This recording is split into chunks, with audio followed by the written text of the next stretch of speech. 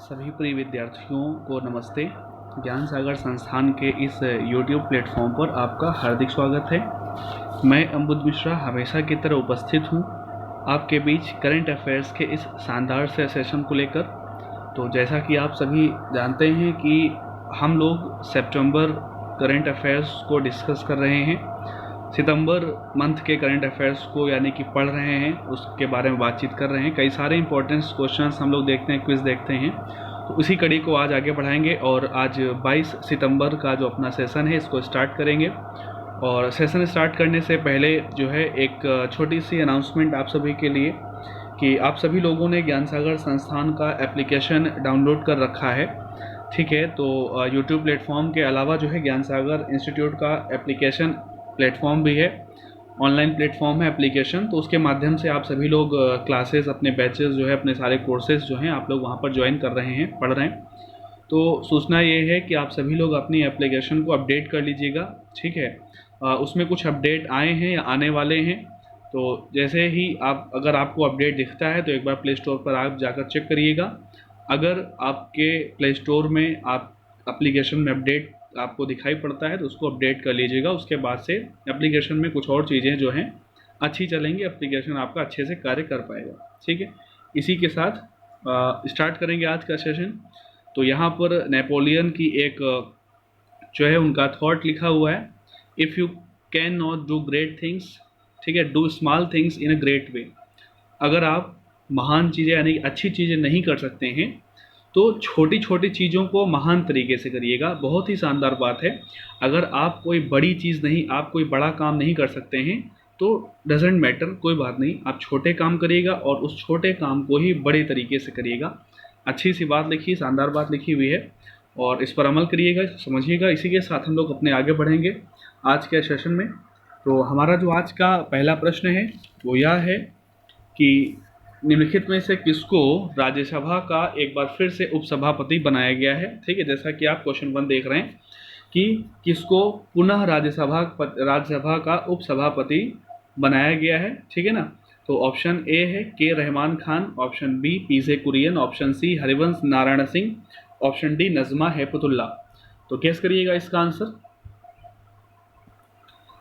चलिए, इसका जो सही आंसर है वो है ऑप्शन 3 यानी कि हरिवंश नारायण सिंह, ठीक है। हरिवंश नारायण सिंह जो हैं ये एक बार फिर राज्यसभा के उपसभापति बने हैं, यानी अभी तक ये राज्यसभा के उपसभापति थे और अभी इनका कार्यकाल समाप्त हुआ, दोबारा फिर से ही राज्यसभा के उपसभापति बने हैं। आइए हम लोग इस चीज़ को डिटेल्स में पढ़ेंगे, ठीक है। ये यहाँ पर आप राज्यसभा देख रहे हैं, भारत की संसद देख रहे हैं, ठीक है। और इसी के बारे में कुछ हम लोग चीज़ें यहाँ पर डिटेल्स में पढ़ते हैं। व्याख्या में लिखा हुआ है, जो पिक्चर में आपको जो ये व्यक्ति दिख रहे हैं, फोटो आपको जो दिख रही है, ठीक है ना, ये जो फोटो में व्यक्ति आपको दिख रहे हैं ये कौन है? यही व्यक्ति हैं हरिवंश नारायण सिंह, ठीक है। तो जनता दल यूनाइटेड यानी कि जदयू एक पार्टी जो है उसके सांसद हैं, राज्यसभा सांसद हरिवंश नारायण सिंह। ये पुनः राज्यसभा के उपसभापति जो हैं वो बनाए गए हैं, ठीक है। उनका वहाँ पर जो है इलेक्शन हुआ राज्यसभा के उपसभापति का, उसमें ये दोबारा राज्यसभा के उपसभापति बने, ठीक है। Vice chairperson of Rajya Sabha. उन्होंने उच्च सदन यानी कि राज्यसभा, ठीक है। भारत में जो पार्लियामेंट है, पार्लियामेंट के जो है 2 सदन हैं, 2 हाउस हैं पार्लियामेंट के, एक है लोकसभा, एक है राज्यसभा। राज्यसभा जो है वो हमारा अपर हाउस उच्च सदन होता है और लोकसभा हमारा लोअर हाउस यानी कि लोकसभा लोअर हाउस यानी कि निम्न सदन होता है। तो इन्होंने उच्च सदन में ध्वनि मत से जीत हासिल करी है। हरिवंश को राज्यसभा का उपसभापति चुने जाने का प्रस्ताव भाजपा के अध्यक्ष जेपी नड्डा, जगत प्रकाश नड्डा जो है उनके द्वारा सदन में रखा गया था। मैं यहाँ पर आपको बता दूं, उपसभापति का जो इलेक्शन है वो सिंपल तरीके से होता है, समझेंगे उस चीज़ को, ठीक है। और अगली लाइन में लिखा हुआ है कि हरिवंश नारायण सिंह पहली बार 8 अगस्त 2018 को, ठीक है, ये डेट आप यहाँ पर अगस्त 2018 ध्यान रखेंगे कि वो पहली बार राज्यसभा के उपसभापति कब बने थे, तो 8 अगस्त 2018 को बने थे, ठीक है। आगे यहाँ पर लिखा हुआ है कि राज्यसभा सदस्य के रूप में उनका कार्यकाल अप्रैल 2020 में समाप्त हो गया था, ठीक है। यानी कि एज अ राज्यसभा मेंबर जो उनका टेन्योर था, जो उनका कार्यकाल था, वो अप्रैल 2020 में समाप्त हो गया। और जब उनका एज अ राज्यसभा मेंबर उनका टेन्योर समाप्त होगा तो जाहिर सी बात है सभापति का भी, उपसभापति का कार्यकाल भी उनका समाप्त होगा। तो हुआ ये कि जब उनका अप्रैल 2020 में कार्यकाल समाप्त हुआ राज्यसभा का के सदस्य के रूप में, तो उनको दोबारा फिर से वहाँ पर निर्विरोध सदस्य राज्यसभा के रूप में उनका वहाँ पर यानी कि फिर से वो वहाँ पर राज्यसभा के सदस्य बने। ठीक है, अप्रैल 2020 में ही वो क्या बन गए थे, निर्विरोध राज्यसभा के मेंबर बने दोबारा से। तो अभी 6 साल के लिए होता है ना राज्यसभा सदस्य का, जो राज्यसभा के मेंबर का जो टेन्योर होता है वो 6 साल का होता है, तो 26 तक के लिए बन गए हैं ये फिर से। और जब तक इनका कार्यकाल होता है तब तक ये उपसभापति के पद पर बने रहते हैं, किसी भी सांसद, कोई भी सांसद। ठीक है, तो चलिएगा, यहाँ पर अगली बात लिखी हुई कि राज्यसभा के सभापति कौन है। चेयरपर्सन ऑफ राज्यसभा कौन है, एम वेंकैया नायडू। ठीक है, एम वेंकैया नायडू कौन है, तो देश के वाइस प्रेसिडेंट हैं। वाइस प्रेसिडेंट ऑफ इंडिया जो होता है वही राज्यसभा का पदेन सभापति होता है अकॉर्डिंग टू आर्टिकल 64। ठीक है, ये चीज़ आपको ध्यान होगी। ठीक है, राज्यसभा का सभापति कौन होता है, तो देश का जो उपराष्ट्रपति होता है वो राज्यसभा का सभापति होता है अकॉर्डिंग टू आर्टिकल 64। ठीक है, चलिएगा, और यहाँ पर फिर उपसभापति के बारे में हमारा प्रश्न किसके बारे में है, प्रश्न हमारा जो है वो उपसभापति के बारे में है। तो उपसभापति का क्या होता है, संविधान में, भारत के संविधान में उपसभापति के विषय में कौन सा अनुच्छेद है अगर आप देखोगे, ठीक है ना, तो कौन सा अनुच्छेद है, एक आर्टिकल है 89।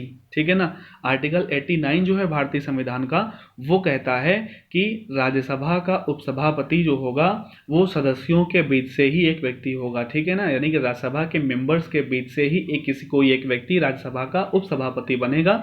यह बात संविधान के अनुच्छेद कहाँ पर, 89 में लिखी हुई है। और सभापति कौन होता है, सभापति राज्यसभा के मेंबर्स के बीच से नहीं होता है, वो देश का उपराष्ट्रपति होता है। ठीक है, तो उम्मीद करते हैं कि ये चीज़ आपको समझ में आई होगी, इस चीज़ को आप समझ पाए होंगे। और ये जो हरिवंश नारायण सिंह हैं, जब 2018 में राज्यसभा के उपसभापति बने थे तो इन्होंने स्थान लिया था पीजे कुरियन का। ठीक है, पीजे कुरियन का स्थान लिया था इन्होंने, और अभी ये खुद ही को रिप्लेस कर रहे हैं, यानी कि दोबारा फिर ये उपसभापति बन रहे हैं। और अगर इनकी बात की जाए तो ये किस जिले से, कहाँ से ये यानी कि संबंध रखते हैं, किस जिले से हैं, तो उत्तर प्रदेश का एक डिस्ट्रिक्ट है बलिया।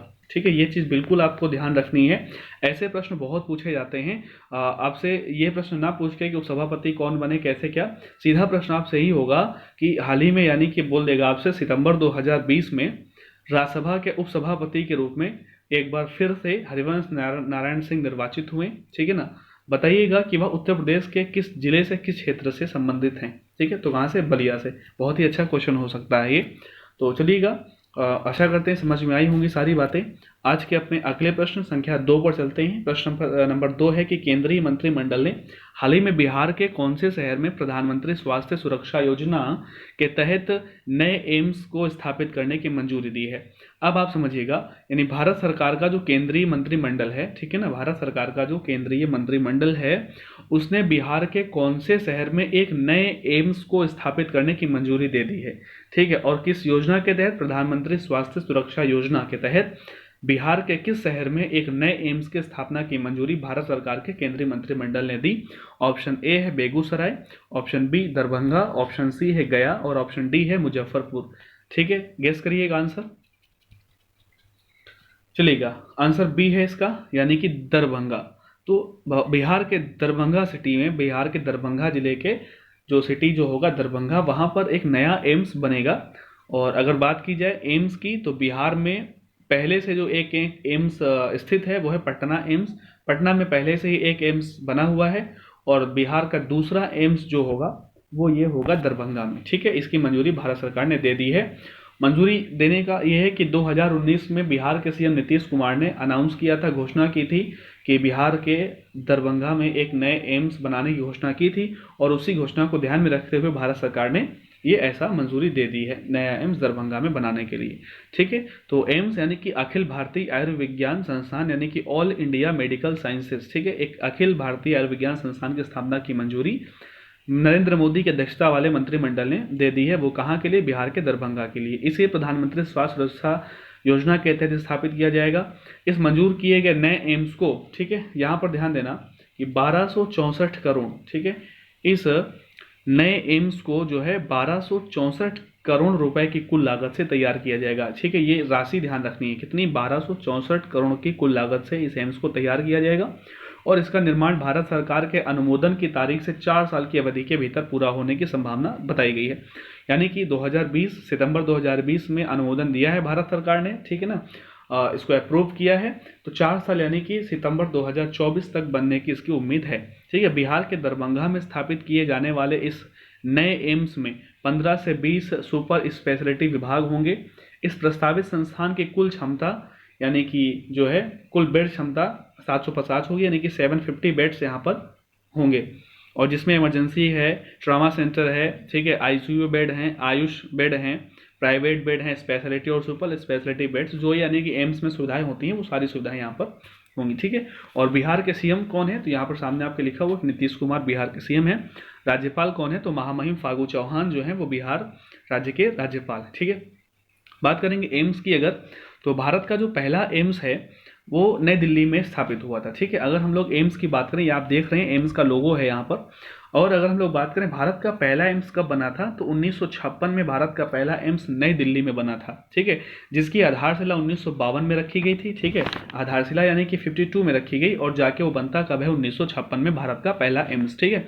एम्स यानी कि जो है ऑल इंडिया जो है medical sciences, all India institute of medical sciences, ठीक है।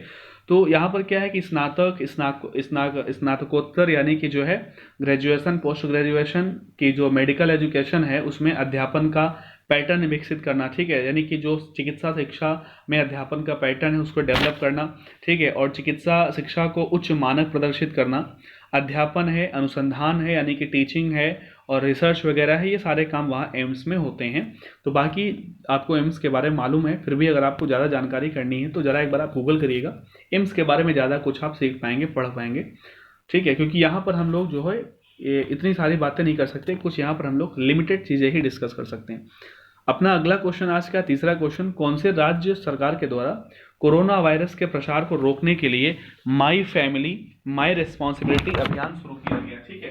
तो कौन सा अभियान शुरू किया गया, माई फैमिली माई रिस्पॉन्सिबिलिटी अभियान किस राज्य सरकार के द्वारा शुरू किया गया हुआ है। Option A Paschim Bangal, option B है आंध्र प्रदेश, और option C Maharashtra, option D क्या है, हिमाचल प्रदेश। तो गेस करिएगा इसका सही आंसर।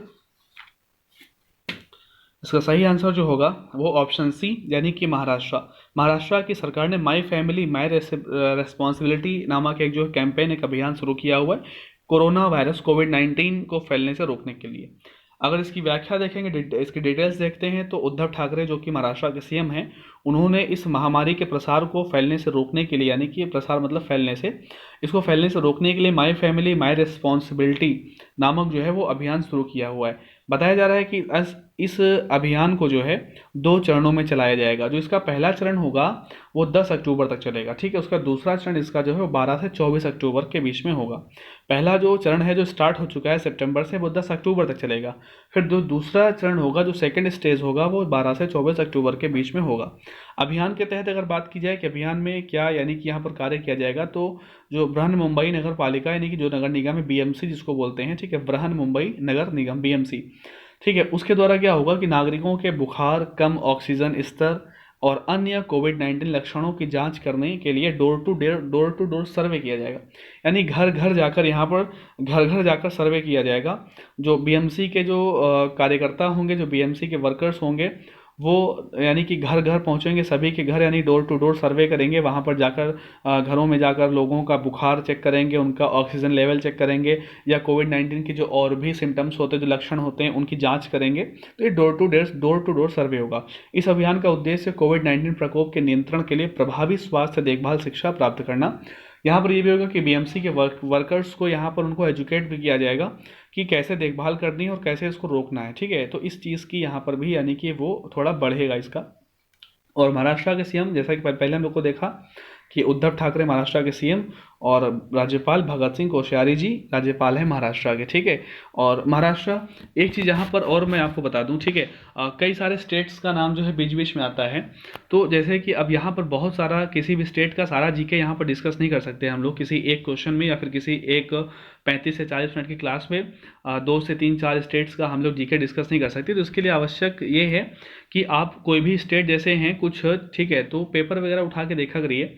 जैसे महाराष्ट्र की बात हुई, तो महाराष्ट्र में जैसे आप देख सकते हैं कि हम जैसे आपको बताते हैं कौन कौन से नेशनल पार्क्स हैं, या फिर कौन कौन से वन्य जीव अभ्यारण्य हैं, ठीक है, कौन कौन से वहाँ पर जो है राष्ट्रीय या अंतर्राष्ट्रीय संस्थान हैं, ठीक है, जैसे कि कौन सा किसी राष्ट्रीय संस्थान का, किसी राष्ट्रीय संगठन का कार्यालय है, हेडक्वार्टर है, ऐसी चीज़ें जो ये यानी कि जो जीके टाइप के क्वेश्चंस होते हैं, इनको आप पढ़ें, ठीक है, क्योंकि इन्हीं की जो है इस समय एग्जाम में कोई भी पेपर अगर आप इस समय का देखोगे, ठीक है, तो इन चीज़ों की, इन प्रश्नों की बहुत ज़्यादा वहाँ पर अधिकता हो रही है, ठीक है। जो जो स्टैटिक जीके होता है, ठीक है, नेशनल हो या फिर किसी राज्य का, स्टेट का हो, ये जो जीके है इसको आप कंप्लीट जरूर करिएगा, और बीच बीच में हम आपको सारी चीज़ें अपडेट भी करते रहेंगे। तो जैसे यहाँ पर है एक आप प्रश्न जो है बता सकते हैं कि जो है भारत का ऑरेंज शहर जो है, भारत का ऑरेंज सिटी, ठीक है, ये आप क्वेश्चन यहाँ पर कमेंट में लिखिएगा कि भारत का ऑरेंज सिटी, ठीक है, महाराष्ट्र के किस शहर को कहते हैं, ठीक है ना। एक कोई शहर है जो कि महाराष्ट्र में स्थित है और उसे भारत का ऑरेंज सिटी बोलते हैं, ऑरेंज सिटी बोलते हैं, ठीक है। ये क्वेश्चन यहाँ पर आप टाइप करेंगे। और एक क्वेश्चन जैसे मैं यहाँ से आपसे पूछूं, जो नासिक है महाराष्ट्र का जिला, नासिक में जो है, नासिक में कुंभ लगता है, तो नासिक का जो कुंभ है वो कौन सी नदी के किनारे लगता है। तो दो क्वेश्चन के आप आंसर करिएगा कि एक तो ऑरेंज सिटी ऑफ इंडिया कौन सा है जो कि महाराष्ट्र में स्थित है, और नासिक का कुंभ कौन सी नदी के किनारे लगता है, ठीक है। जैसे दो, ये मैंने एक एग्जांपल अचानक से जो मन में बात आई वो मैंने बोल दिया है, ये दो क्वेश्चन आप यहाँ पर आंसर करिएगा, बाकी बीच बीच में ऐसे क्वेश्चन हम आपको बताते रहेंगे, ठीक है।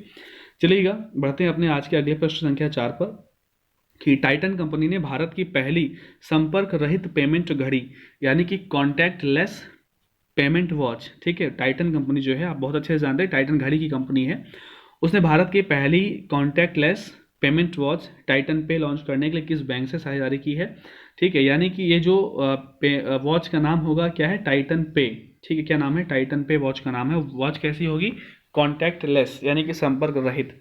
Option A ICI bank, D option B है एचडीएफसी, ऑप्शन सी है पंजाब नेशनल बैंक, और ऑप्शन डी है एसबीआई। आंसर आप अब तक समझ चुके होंगे ऑप्शन डी यानी कि एसबीआई, ये यहाँ पर लिखा भी हुआ था, ठीक है, अगर आप देख पाए होंगे ये एसबीआई यहाँ पर लिखा भी हुआ था, ठीक है। चलिएगा, तो ये यहाँ पर पहली घड़ी होगी टाइटन की, ठीक है, संपर्क रहित घड़ी होगी, नाम क्या होगा, टाइटन पे, और इसको लॉन्च करने के लिए जो है टाइटन कंपनी ने एसबीआई से साझेदारी करी है, ठीक है। इसके अगर व्याख्या में देखें तो वही बात लिखी, टाइटन कंपनी ने भारतीय स्टेट बैंक के साथ मिलकर भारत की पहली संपर्क रहित पेमेंट घड़ी टाइटन पे लॉन्च की है, ठीक है। तो एसबीआई खाता धारक भुगतान करने के लिए टाइटन पे घड़ी को संपर्क रहित भुगतान पीओएस मशीनों पर टैप कर सकते हैं। यानी ये सुविधा स्टेट बैंक के ग्राहकों के लिए ही होगी। स्टेट बैंक के ग्राहक चाहें तो ये टाइटन पे वॉच खरीद लें, और इसका जो यानी कि उनका जो भुगतान करने के लिए क्या होगा, जो पीओस जो जैसे कि डेबिट का जैसे एसबीआई का जैसे कि संचालित होता चलता है, उसी प्रकार से इस घड़ी को भी संचालित किया जाएगा, योनो एसबीआई द्वारा संचालित होगी। टाइटन पे के बारे में बताया गया है कि इस तकनीकी के जरिए ग्राहक जो हैं वो आरबीआई के दिशा निर्देशों के तहत जो है बिना पिन डाले 2,000 रुपये तक का भुगतान कर सकते हैं, ठीक है। इस टैपी टेक्नोलॉजीज द्वारा जो है विकसित एक सुरक्षित प्रमाणित नियर फील्ड कम्युनिकेशन चिप को वॉच स्ट्रैप, जो घड़ी का जो स्ट्रैप होता है उसमें लगाया गया है, जो घड़ी में टैप और भुगतान सुविधा को सक्षम बनाता है। तो यह एक डेबिट कार्ड के रूप में कार्य करेगी, और यहाँ पर लिखा है कि इन घड़ियों द्वारा भुगतान सुविधा में देश में 2 मिलियन से अधिक संपर्क रहित मास्टर कार्ड सक्षम पीओएस मशीनों पर उपलब्ध होंगी। इस टाइटन घड़ियों में पुरुषों के लिए 3 और महिलाओं के लिए 2 मॉडल बनाए गए हैं, जिनकी कीमत जो है 2,995 से 5,995 के बीच होगी, यानी कि 3,000 से 6,000 रुपये के बीच में ये घड़ी की कीमत होगी, जो कि एसबीआई ग्राहकों के लिए होगी, ठीक है। तो पेमेंट यानी कैसा होगा, कॉन्टैक्टलेस पेमेंट घड़ी होगी, उसका नाम है टाइटन पे, टाइटन कंपनी लॉन्च की है, किसकी मदद से, किसके सहयोग से, तो एसबीआई के सहयोग से। अभी अगर हम लोग बात करें यहाँ पर टाइटन कंपनी के बारे में, तो टाइटन कंपनी जो है, टाइटन कंपनी की स्थापना जो है वो 1984 में हुई थी। कब हुई थी, टाइटन कंपनी की स्थापना जो है वो 1984 में हुई थी। और टाइटन कंपनी के जो वर्तमान अध्यक्ष हैं वो कौन है, एन, नाम यहाँ पर लिखिएगा आप, क्या है, एन मुरुगनंथम, ठीक है, एन मुरुगनंथम, ठीक है, एन मुरुगनंथम क्या है, इस समय टाइटन के अध्यक्ष हैं। टाइटन का हेडक्वार्टर अगर आप देखेंगे तो कर्नाटक के कहाँ पर, बेंगलोर, ठीक है, कर्नाटक के बेंगलोर में टाइटन का इस समय क्या है, वहाँ पर हेडक्वार्टर है, ठीक है। उम्मीद करते हैं बात समझ में आई होगी। अगले क्वेश्चन अपने प्रश्न संख्या 5 पर चलेंगे हम लोग, और लिखा हुआ है कि संसद में पारित संसद सदस्य वेतन भत्ता एवं पेंशन संशोधन विधेयक, ठीक है, यानी कि जो संसद सदस्य वेतन, सैलरी है, अलाउंसेस है, एंड जो पेंशन अमेंडमेंट्स बिल 2020 है, उसका लक्ष्य सांसदों के वेतन में कितने प्रतिशत की कटौती करना है। ऑप्शन ए 30%, बी है 20%, सी 10% और ऑप्शन डी है 40%। आंसर गेस करिएगा आप सभी लोग। तो इसका जो सही आंसर है वो है ऑप्शन ए, यानी कि एक मिनट, ऑप्शन ए यानी कि 30%। बात यह है कि जो संसद के सदस्य, चाहे वो लोकसभा के हों चाहे वो राज्यसभा के हों, इन सभी के जो है वेतन भत्ता पेंशन जो भी चीज़ें इनको ये सारी प्राप्त होती हैं, जैसे वेतन है, जो भी इनके अलाउंसेस होते हैं, मेडिकल होता है, फ़ोन का भत्ता मिलता है, यात्रा भत्ता है, स्वास्थ्य भत्ता है, पेंशन भी जैसे कुछ जो पूर्व सांसदों को मिल रही है, उन सब में 30% की कटौती की जाएगी। जैसे कि अभी वर्तमान में अगर बात की जाए तो सांसदों का जो मूल वेतन है वो कितना है, 1 लाख रुपए है। सांसदों के अगर मूल वेतन की बात की जाए तो 1 लाख रुपए है, तो इसमें 30% काट दिया जाएगा। ठीक है, इस 1 लाख में 30% काट के वेतन मिलेगा। जैसे मान लीजिएगा कि उनका जो है जो सेक्रेटरियल जो उनका अलाउंस होता है, ठीक है, जो सचिवालय भत्ता जैसे होता है, लगभग उनका 30,000 रुपये है, तो इस 30,000 में इस भत्ते का 30% काट दिया जाएगा। ठीक है, जैसे किसी सांसद को पेंशन 50,000 रुपये मिल रही है, 50,000 का 30% काट दिया जाएगा। तो ये चीज़ यानी कि आपको समझ में आएगा होगी बहुत ही आसान भाषा में, जैसे आपने समझा। डिटेल्स अगर देखेंगे तो लिखा हुआ है कि लोकसभा ने संसद सदस्यों वेतन विधेयक 2020 के वेतन भत्ते और पेंशन को 15 सितंबर 2020 को पारित कर दिया। विधेयक में संसद सदस्यों यानी कि सांसदों, जो मेंबर ऑफ पार्लियामेंट एमपीज हैं, उनके सभी सदस्यों के वेतन में 1 साल की अवधि के लिए 30% की कटौती करना चाहता है। और ये जो अवधि कब से होगी, 1 अप्रैल 2020 से, यानी 1 साल के लिए। तो 1 अप्रैल 2020 से कब तक, 1 अप्रैल 2021 तक के लिए उनके जो वेतन भत्ते और पेंशन है उनमें 30% की कटौती इस विधेयक के द्वारा की जाएगी। कोविड-19 महामारी से उत्पन्न तत्काल वित्तीय आवश्यकता को पूरा करने के लिए ऐसा किया गया है। यानी जो महामारी से जो वित्तीय जो चीज़ें जो यानी कि जो है सरकार का जो बजट है इस समय जो काफ़ी यानी कि क्या हो गया, काफ़ी बजट जो सरकार के बजट का बैलेंस बिगड़ गया है कोविड-19 की वजह से। ठीक है, सभी देशों का बिगड़ा हुआ है। ठीक है, सभी का यही हाल है, तो उससे कोई भी अछूता नहीं है। सभी देशों का जो फाइनेंशियल सिस्टम है वो एकदम क्या लूज़ हो चुका है, बहुत ही कमज़ोर हो चुका है। और भारत जैसे देशों का काफ़ी कमज़ोर हो चुका है, क्योंकि यहाँ पर पॉपुलेशन पहले से इतनी ज़्यादा है, और भी यहाँ पर यानी कि हेल्थ सेक्टर में पहले से इतने सारे चैलेंजेस यहाँ पर मौजूद हैं, और अभी फिर एकदम से ये कोविड-19 का आ जाना, तो ये अपने आप में एक बहुत बड़ा चैलेंज है। पॉपुलेशन जो है वो सभी समस्याओं की मूल जड़ है। अगर हम बात करें सभी समस्याओं की जननी जो है, ठीक है, भारत में सभी प्रॉब्लम्स की जो है ना, बोलते हैं ना कि mother of all problems in India, वो क्या है, पॉपुलेशन। ठीक है, तो अगली लाइन में यहाँ पर लिखा हुआ है कि निचले सदन में संक्षिप्त चर्चा, निचले सदन यानी कि लोकसभा, लोअर हाउस में संक्षिप्त चर्चा के बाद संसद सदस्य वेतन भत्ता एवं पेंशन संशोधन विधेयक 2020 को ध्वनि मत से मंजूरी दे दी गई। ठीक है, यह विधेयक इससे संबंधित संसद सदस्य वेतन भत्ता पेंशन अध्यादेश 2020 के स्थान पर लाया गया है। अब मैं आपको बता दूं, इसको आप पढ़ लीजिएगा, मैं आपको बता दूं सीधे लैंग्वेज में कि जो मूल अधिनियम है वो 1954 में बना था। संसद के सदस्यों वेतन भत्ता पेंशन अधिनियम जो है वो 1954 में बना था, और इसी में संशोधन हुआ है 2020 में। बात यह है कि यह इस चीज़ को कोरोना वायरस महामारी के बीच में इस अध्यादेश को 6 अप्रैल को मंत्रिमंडल की मंजूरी मिली थी और 7 अप्रैल को यह लागू हो गया था। बात यह है कि इससे पहले यहाँ पर यह अधिनियम लागू होने से पहले, पारित होने से पहले, राष्ट्रपति ने इसको 6 अप्रैल को अध्यादेश बना दिया था। जो ऑर्डिनेंस होता है अकॉर्डिंग टू आर्टिकल 123 यानी अनुच्छेद 123 के तहत जो राष्ट्रपति की पावर होती है ऑर्डिनेंस जारी करने की, उसी चीज़ का प्रयोग करके राष्ट्रपति ने इसको 6 अप्रैल को ऑर्डिनेंस के रूप में बनाया था, इसको यानी कि मंजूरी दे दी थी, और 7 अप्रैल को लागू हो गया था। तब से ये एक अध्यादेश के रूप में चल रहा था, और अभी फिर लोकसभा ने इसको 15 सितंबर को पारित कर दिया इस विधेयक को। ठीक है, और अभी राज्यसभा ने भी 18 सितंबर को इसको पारित कर दिया है। ठीक है, राज्यसभा ने भी इसको 18 सितंबर को पारित कर दिया है। ठीक है, तो पहले ये अध्यादेश था, अभी संसद में पारित हो गया। अभी अध्यादेश को संसद में पारित कराना आवश्यक होता है, ये चीज़ आप अच्छे से पढ़े हैं। ठीक है, बहुत सारे बच्चों ने ये मेरे से पॉलिटी में मैंने पढ़ाया हुआ है, कई सारे बच्चों को अध्यादेश क्या है, कैसे लागू होता है, कैसे कब तक इसकी वैलिडिटी, तो वो चीज़ें फिर यानी जीएस की हैं, आप ज़रा उसको जाके पढ़िएगा, समझिएगा। ठीक है, तो कुल मिला के यहाँ पर जो है वो एक बिल जो कि सांसदों के वेतन भत्ता पेंशन में 30% की कटौती करेगा, 6 अप्रैल को अध्यादेश के रूप में आया था, अभी ये लोकसभा राज्यसभा दोनों से पारित हो चुका है। ठीक है, चलेगा, उम्मीद करते हैं कि अच्छे से आपको समझ में आया होगा। अगर कोई भी आपको प्रॉब्लम है, ठीक है, अगर मैंने जल्दी में समझा दिया हो तो आप वीडियो को रोक के दोबारा सुनिएगा, पढ़िएगा, इसको समझिएगा।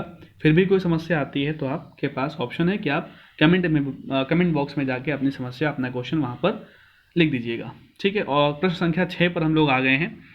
यहाँ पर लिखा है कि फिमिसिनो एयरपोर्ट हाल ही में स्काई ट्रैक्स से कोविड-19 5 स्टार एयरपोर्ट रेटिंग पाने वाला दुनिया का पहला एयरपोर्ट बन गया है। यह हवाई अड्डा कौन से सिटी में स्थित है? Option A London, option B Paris, option C Rome and option D है क्या है? ऑप्शन डी है दुबई। गेस करिएगा सही answer.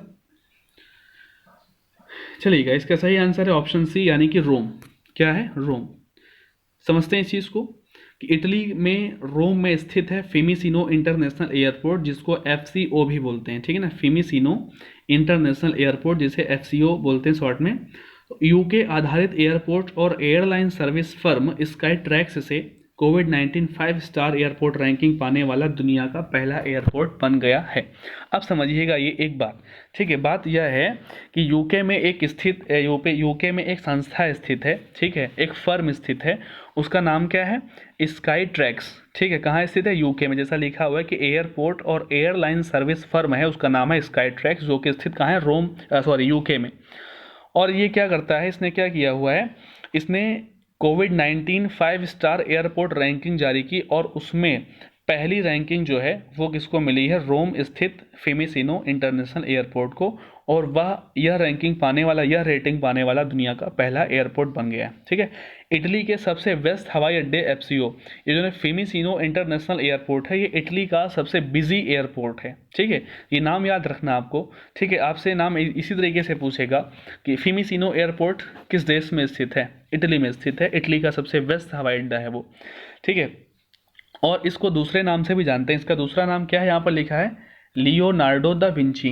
Leonardo da Vinci international airport के नाम से भी जानते हैं फिमिसिनो इंटरनेशनल एयरपोर्ट को, जो कि स्काई ट्रैक्स से कोविड-19 5 स्टार एयरपोर्ट रेटिंग पाने वाला दुनिया का पहला एयरपोर्ट बना। ठीक है, स्काई ट्रैक्स क्या है? लिखा हुआ है कि उसके द्वारा स्वच्छता के लिए कोविड-19 रेटिंग, प्रक्रियात्मक दक्षता जांच, विजन निगरानी, विश्लेषण और एटीपी नमूना परीक्षण के संयोजन पर आधारित थी। कुल मिला के यहाँ पर अगली लाइन में समझिएगा कि लिखा है कि फिमिसिनो हवाई अड्डे ने कोरोना वायरस के प्रसार को कम करने में कारगर स्वच्छता प्रक्रियाओं और अन्य निवारक प्रयासों के लिए यह स्टार रेटिंग यानी कि 5 स्टार रेटिंग हासिल की है। यानी जो इस कोविड-19 के दौरान जो है इस एयरपोर्ट ने अच्छी साफ सफाई व्यवस्था रखी है, कोविड-19 के प्रसार को रोकने के लिए कुछ अच्छे कदम उठाएं, चाहे वो स्क्रीनिंग को लेकर हो या फिर साफ सफाई को लेकर हो, चाहे वो सैनिटाइजेशन को लेकर हो। ठीक है, इन सारी प्रक्रियाओं को उसने बहुत अच्छे से यानी कि पेश किया है दुनिया के सामने। तो इस वजह से ये 5 स्टार रेटिंग एयरपोर्ट बन चुका है। ठीक है, समझ में आ गई होगी सारी बात आपको। इसी के साथ हम लोग बढ़ेंगे अपने अगले प्रश्न संख्या 7 पर। हाल ही में डॉक्टर कपिला वात्स्यायन का निधन हो गया। डॉक्टर कपिला वात्स्यायन का निधन हो गया। वह कौन से क्षेत्र की विद्वान थी? ठीक है, ये फोटो में जो आप देख रहे हैं महिला को, ठीक है, ये क्या है? डॉक्टर कपिला वात्स्यायन है। ये बैंकर थी, या फिर ऑप्शन बी भारतीय शास्त्रीय नृत्य से संबंधित थी, या फिर ऑप्शन सी अभिनेत्री थी, या फिर ऑप्शन डी मनोचिकित्सक थी। सही आंसर गेस करिएगा। तो ये जो हैं क्या थी? ऑप्शन बी यानी कि भारतीय शास्त्रीय नृत्य से संबंधित थी। ठीक है, तो ये एक शास्त्रीय नृत्यांगना, ठीक है, तो उससे संबंधित इस क्षेत्र की विद्वान थी ये। इनका निधन हो गया अभी हाल ही में। डिटेल्स में आप देख सकते हैं कि पद्म भूषण सम्मानित और राज्यसभा की मनोनीत सदस्य यानी कि राज्यसभा की मनोनीत सदस्य भी रह चुकी हैं और पद्म विभूषण से सम्मानित हैं। कपिला वात्स्यायन 92 की एज में बुधवार को दिल्ली में इनके निवास पर इनका निधन हो गया। तो और यहाँ पर इनकी एक पहचान बताई गई कि वह हिंदी की यशस्वी साहित्यकार सच्चिदानंद हीरानंद वात्स्यायन अज्ञेय, इनको यानी संस्कृत में उनके लिए एक नाम दिया जाता था अज्ञेय। ठीक है, इस नाम के ये साहित्यकार बहुत ही फेमस, आपने भी सुना होगा, इनकी रचनाएं पढ़ी होंगी, पेपर में पूछी जाती इनकी रचनाएं वगैरह।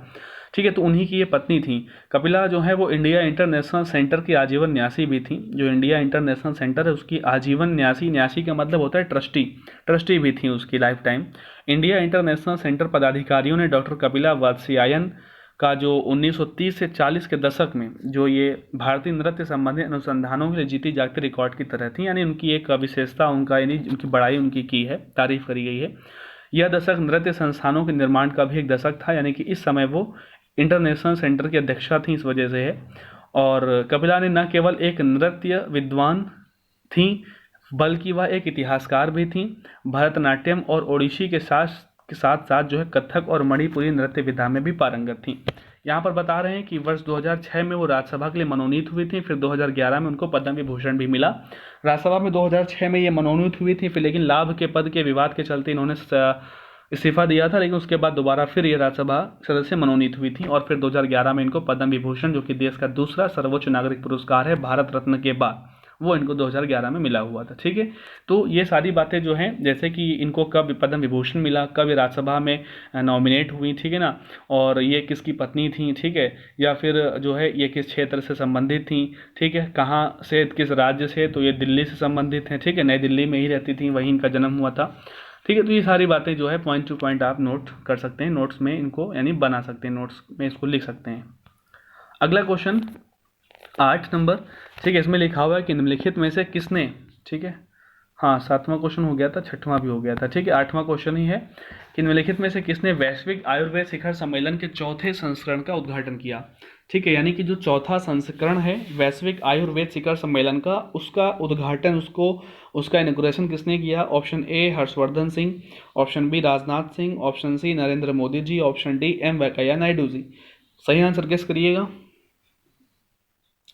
चलिएगा हम बताते हैं आपको, सही आंसर इसका है ऑप्शन डी, यानी कि एम वेंकैया नायडू, जो कि वाइस प्रेसिडेंट ऑफ इंडिया हैं। ठीक है ना, तो वाइस प्रेसिडेंट ऑफ इंडिया, इन्होंने क्या किया, वैश्विक आयुर्वेद शिखर सम्मेलन के चौथे संस्करण का उद्घाटन किया।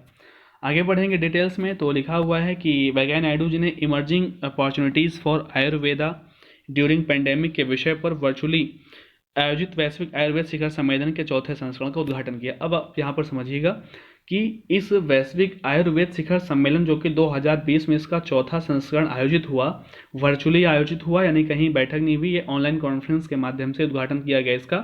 तो इसका वैश्विक आयुर्वेद शिखर सम्मेलन 2020 का थीम क्या है, मुख्य विषय क्या है, वो यहाँ पर लिखा है, ये जो आप देख रहे थे, emerging opportunities for Ayurveda during pandemic.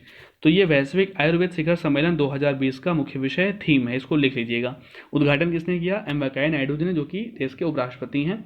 इस शिखर सम्मेलन का उद्देश्य आयुर्वेद प्रतीक्षा मॉडल को ग्लोबल लेवल यानी कि वैश्विक स्तर पर हेल्थ एज वन और इम्यूनिटी थ्रू आयुर्वेदा नाम के समाधान से क्या किया, इसको प्रदर्शित करना। इसका उद्देश्य क्या है कि हेल्थ एज वन, यानी कि जो है आयुर्वेद को यानी इंपॉर्टेंस दी गई है कि आयुर्वेद में ही सारा सब कुछ हेल्थ है, और इम्यूनिटी थ्रू आयुर्वेदा, यानी कि जो यानी कि रोग प्रतिरोधक जो क्षमता है वो आयुर्वेद के थ्रू, आयुर्वेद के माध्यम से ही संभव है। इस नाम के समाधान के रूप में क्या करना, प्रदर्शित करना है दुनिया भर में। ठीक है, इस वैश्विक आयुर्वेद शिखर सम्मेलन का आयोजन CII यानी कि भारतीय उद्योग परिसंघ, जो कि स्थित है केरला में, उसके द्वारा आयुष मंत्रालय के सहयोग से किया गया। ठीक है, और इसकी साझेदारी में कौन कौन रहा, Ayurveda medical association of India, भारतीय आयुर्वेदिक चिकित्सा निर्माता संगठन, या फिर आयुर्वेद अस्पताल प्रबंधन संघ के सहयोग से किया गया। ठीक है, इसके अलावा जो है वह अमेरिका में national Ayurvedic medical association, Switzerland में Swiss Ayurveda doctors and therapist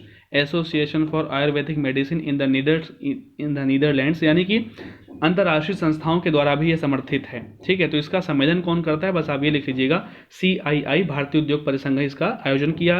किसकी हेल्प से, तो आयुष मंत्रालय की हेल्प से, बस इतना। और इसका मुख्य विषय किसने उद्घाटन किया, ये 2 से 3 पॉइंट्स यहाँ पर ही आपको लिखने, बाकी ज़्यादा कुछ है जो सारा मैंने पढ़ा हुआ नीचे, ये जो इतना एरिया, ठीक है, कौन सा, यह जो इतना पूरा एरिया नीचे वाला जो हम लोगों ने पढ़ा अभी, इस चीज़ को आपको लिखने की आवश्यकता नहीं है। ठीक है, इसी के साथ आगे बढ़ेंगे प्रश्न संख्या 9 पर। आज के 9वें नंबर प्रश्न में लिखा हुआ है कि ये एक रिक्त स्थान है, लिखा हुआ है कि के सुल्तान की अध्यक्षता में वीडियो कॉन्फ्रेंसिंग के माध्यम से G20 देशों की पर्यावरण मंत्री स्तरीय बैठक आयोजित की गई।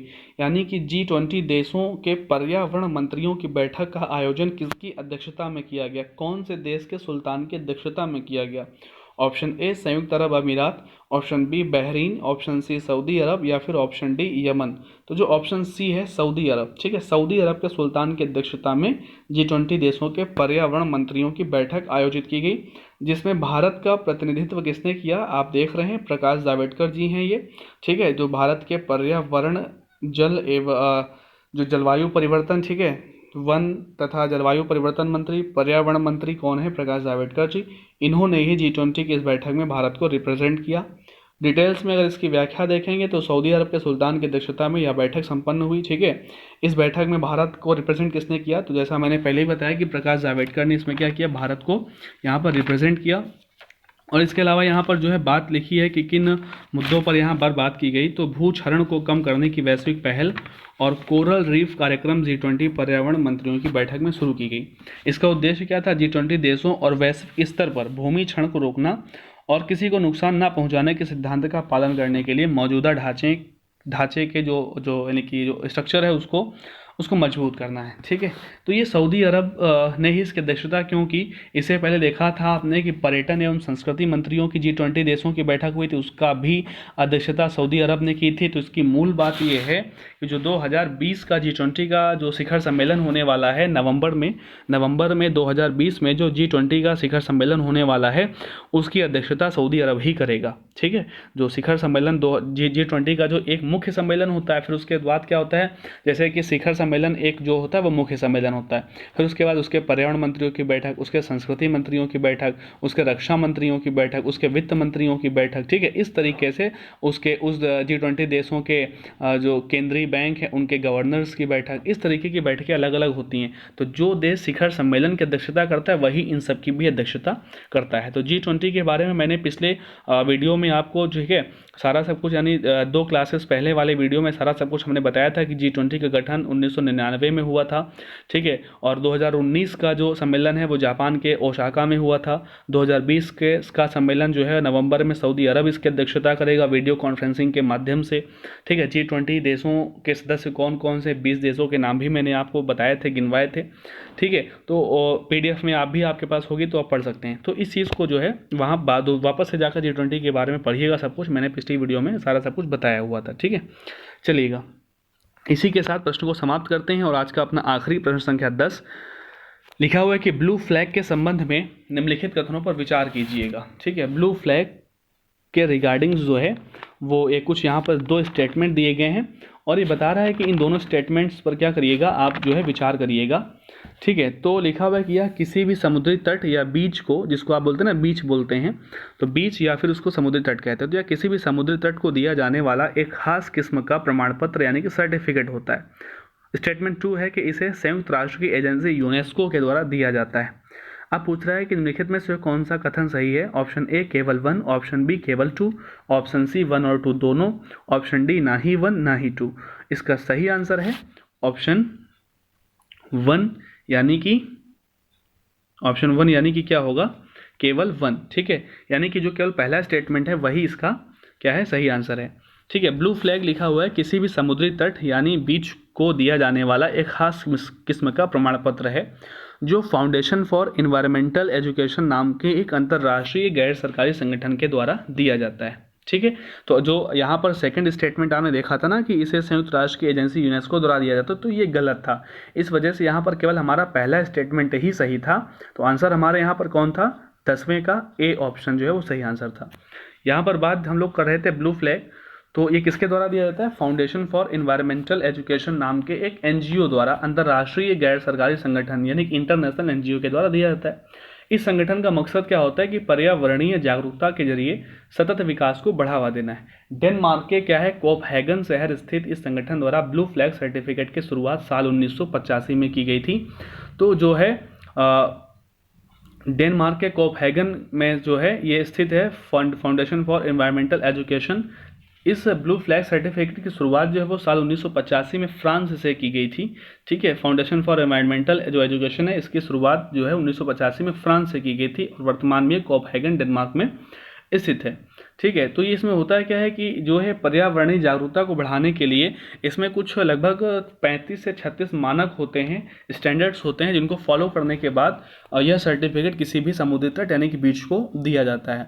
ठीक है, अब उसके लिए क्या है, एक यहाँ पर एक इंपॉर्टेंट चीज़ जो कि भारत से रिलेटेड, इंडिया से रिलेटेड, अगर आपसे पूछा जाए भारत का वह पहला समुद्री तट या भारत का वह पहला बीच या समुद्री तट कौन सा है जिसे ब्लू फ्लैग सर्टिफिकेट प्राप्त हुआ था। ठीक है, तो ओडिशा का एक तट है चंद्रभागा समुद्री तट। कौन सा, चंद्रभागा समुद्री तट। ये इंडिया का है नहीं, एशिया का पहला समुद्री तट है जिसको ब्लू फ्लैग सर्टिफिकेट प्राप्त हुआ था। ठीक है, इस चीज़ को ध्यान रखिएगा। इसके बाद 2019 में यानी कि अभी क्या है, ये इस समय चर्चा में क्यों है कि 2019 लास्ट में पर्यावरण मंत्री ने क्या किया था कि इसमें जो है 12 जो है वो समुद्री तटों के नाम जो है उसमें सुझाव दिए थे जिनके मानक तैयार किए जा रहे हैं और ये अभी फिर से चर्चा में है। ठीक है, तो चंद्रभागा समुद्री तट जो है वो भारत ही नहीं, एशिया का भी पहला समुद्री तट है जिसे ये ब्लू फ्लैग सर्टिफिकेट प्राप्त हुआ था। ठीक है, तो चलिएगा, आज का सेशन अपना समाप्त हुआ है और सभी क्वेश्चंस जो हैं वो इम्पोर्टेंट थे। उम्मीद करते हैं कि सभी चीज़ें आपको अच्छे से समझ में आई होंगी और आपने नोट्स भी बनाए होंगे। नोट्स बनाना सबसे इम्पॉर्टेंट बात है। अगर नोट्स आप नहीं बना रहे हैं इसके, तो फिर इन चीज़ों को पढ़ने का कोई मतलब नहीं होता। आप नोट्स बनाते चलिएगा और कोई भी एग्ज़ाम आता है तो उठा के सारा सब कुछ एक बार रिवाइज कर डालेंगे आप, तो आपको किसी यानी कि मार्केट या कहीं से लाके कोई मैगज़ीन को नहीं पढ़ना होगा। मैगज़ीन भी अगर आप लाके पढ़ते हैं तो उसमें भी आपको कई सारी चीज़ें हटनी होती हैं, फिर समझना होता है। ठीक है, डबल काम करना होता है। इस वजह से अभी से आप नोट्स बना के समझ लेंगे तो पेपर के समय केवल आपको रिवीजन ही करना होगा। ठीक है, और रिवीजन से ही सबसे ज़्यादा चीज़ें आपको यानी समझ में आती हैं। रिवीजन सबसे इंपॉर्टेंट चीज़ है। ठीक है, तो चलिएगा, आज का सेशन यहीं पर समाप्त करते हैं और उम्मीद करते हैं कि आप इस सेशन को अधिक से अधिक लाइक करेंगे, कमेंट करेंगे और शेयर भी करेंगे, ज़्यादा से ज़्यादा लोगों तक इसको पहुँचाएँगे। ठीक है, क्योंकि जो है आप लोग शेयर और लाइक्स में कमी करते हो। देखते बहुत सारे लोग हैं लेकिन लाइक से सभी लोग नहीं करते हैं, तो सभी लोग लाइक भी कर दीजिए, करिएगा। ठीक है, उसको शेयर भी करा करें और अपने सुझाव अगर हैं, जो भी आपके जो सजेशंस हैं वो भी आप कमेंट में लिख दिया करिएगा। ठीक है, तो चलिएगा, ध्यान रखिएगा अपना, पढ़ाई अपनी जारी रखिएगा, स्वस्थ रहिएगा, मस्त रहिएगा। धन्यवाद।